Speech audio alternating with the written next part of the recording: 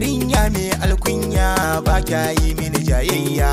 To aure nake na shirya, na ga gidanku da tarbiyya, na san zaki biyayya tun a alakar soyayya.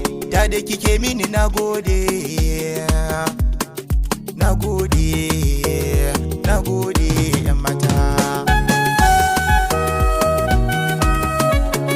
Idan ni an miki kin tirje, kin kiki sauya tunaninki, ana burin a ga kin kini amma kika rufe idanunki. To ni ma sako zan baki amma ki saka a cikin ranki, da rai zan kare haƙoƙinki sannan zan share hawayenki. Samun kamar ki akwai wahala, kin so ni na so ki nagode,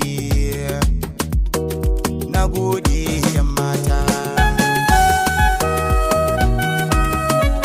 Me zana yi dan na biya sheki a ana yabi duka kulawarki, kimin hidima da kuɗaɗenki domin ƙauna ki min girki. Ni na rasa me ma zan yi miki sai dai na yaba a cikin shauki. Ni dai na gane da soyayya ake tafiyar kura mamaki, akan haka bani da jayayya ina ta yaba miki. Nagode, nagode yan mata.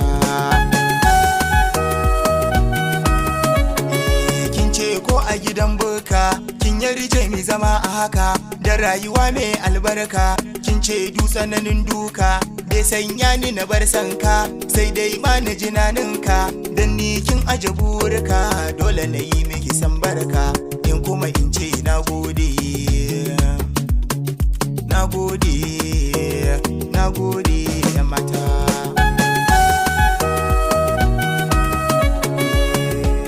Ki taho rike dukan sirri, mi rayuwa da ke akan tsari, sannu a sannu ma ishe buri. Zo ki ji na taho da labari, ni fa a san kina ga alkhairi. Kin ga a yanzu mun wuce gori, soyayya tana ta tasiri, kar mu biye wa mai da kwan sharri, masu nufin su rushe alkhairi.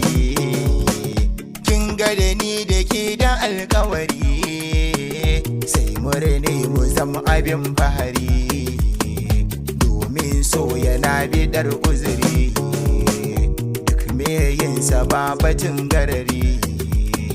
Tun kaho na zuciya ke ce, gashi ana ta furta mun dace, yau komai na miki kauna ce, dan ke din gare ni karshe ce, ko da ba a so kwasai na ce, mai sona da gaskiya ke ce, kin doran gurin da na goce, dole na ce gare kina gode.